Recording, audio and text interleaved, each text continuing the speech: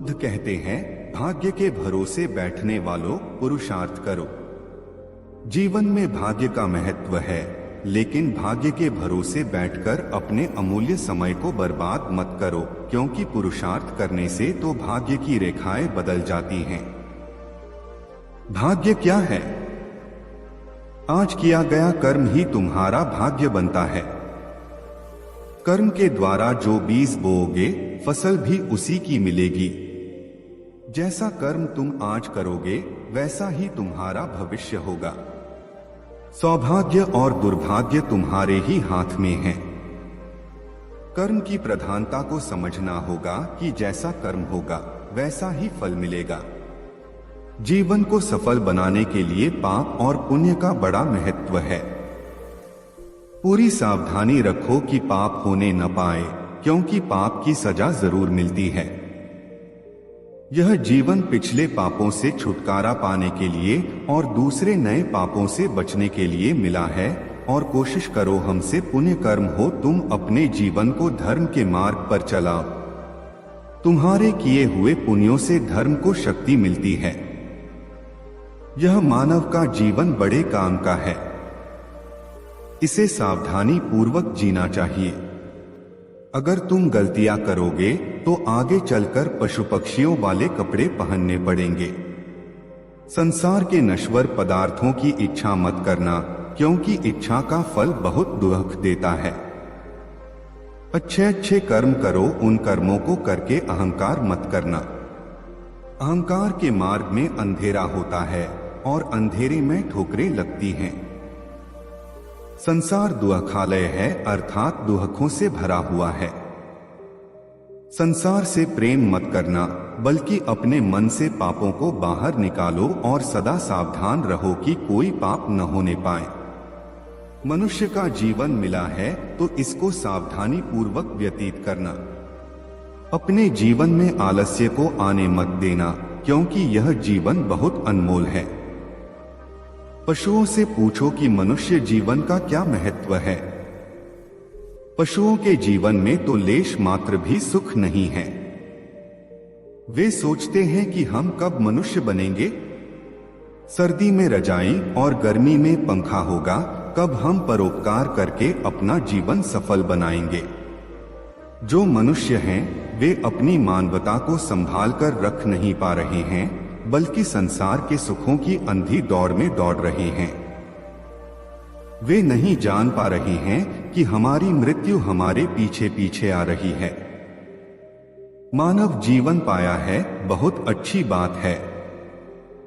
अच्छे अच्छे कर्म करो ताकि मन पवित्र हो जाए, क्योंकि पवित्र मन ही आत्मा की पा सकता है।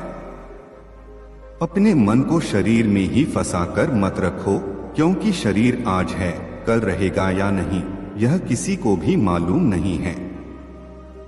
शरीर आज नहीं तो कल मिटेगा, किंतु आत्मा सदा अमर है। शरीर की आयु कुछ वर्षों की है, परंतु आत्मा अनंत है। वह तीनों कालों में है। आत्मा पहले भी था, अब भी है और बाद में भी रहेगा। वह शाश्वत है, सनातन है, सूक्ष्म से भी सूक्ष्म है। संसार की सारी शक्तियां उसी से सत्ता पाती हैं। तुम मनुष्य बने हो, विचार करो कि तुम कौन हो। जब तक यह समझ में नहीं आएगा कि तुम कौन हो, तब तक तुम भटकते रहोगे।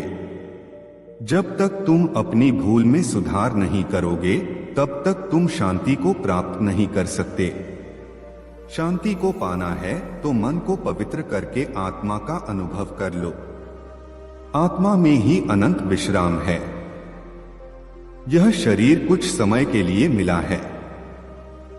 वास्तव में तुम आत्मा हो। तुम्हारा शरीर जिससे शक्ति पा रहा है, वह आत्मा ही है, और वही आत्मा तुम्हारे शरीर में मौजूद है। आत्मा को जानना, आत्मा को समझना, आत्मा को पाना, आत्मा का अनुभव करना और आत्मा का साक्षात्कार करना, यह सब मनुष्य शरीर के द्वारा ही संभव है। बस तुम सावधान हो जाओ कि मन में कोई गलत विचार आने न पाए। पहले मन में गलत विचार आता है, फिर वह विचार बलवान होने पर गलत कर्म करवा देता है।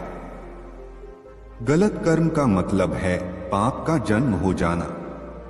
बुद्ध ने कहा कि तुम्हारे जीवन के साथ साथ काल भी दौड़ रहा है। बचपन और यौवन कब निकल जाएंगे पता भी नहीं चलेगा। शरीर भी अनेक रोगों से घिरा रहता है।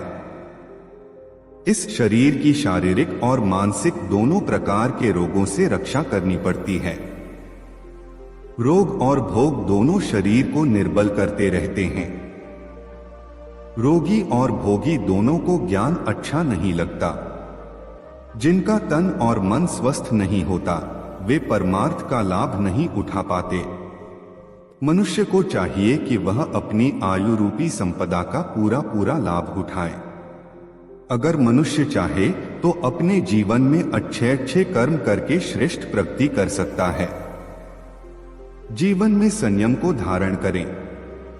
व्यर्थ की कामनाओं का त्याग करें। ज्ञान का दीपक जलाकर कामनाओं का विसर्जन करें। क्रोध को आग समझकर उससे सदा दूर रहना चाहिए। सदा ज्ञान गंगा का संग करो, क्योंकि शुभ विचार ही समस्त समस्याओं का समाधान है। बुद्ध ने कहा कि अपने जीवन से सदा लोभ को दूर रखो, क्योंकि तुम्हारे बूढ़े होने पर भी लोभ बूढ़ा नहीं हो पाता और लोभ सदा भूखा ही रहता है, उसका पेट कभी भी नहीं भर पाता। अगर लोभ की वासना प्रबल है तो वह दूसरे जन्म में भी पीछा नहीं छोड़ती। जिस मनुष्य को लोभ अपने वश में कर लेता है उसका ज्ञान वह चुरा लेता है। लोभ को शांत करना है तो संतोष की शरण में जाना होगा।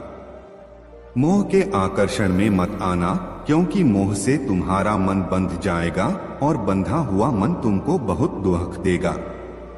मन के दुख का कारण है अज्ञान। मन में अगर अज्ञान है तो दुखों से कभी भी छुटकारा नहीं हो सकेगा। बस एक समय ज्ञान ही है जो तुमको परम शांति और मोक्ष दे सकता है। तुम अपने तन और मन में प्रेम तथा ज्ञान की ज्योति जला लो, फिर तुम्हारे जन्मजन्मांतर का अज्ञान मिट जाएगा।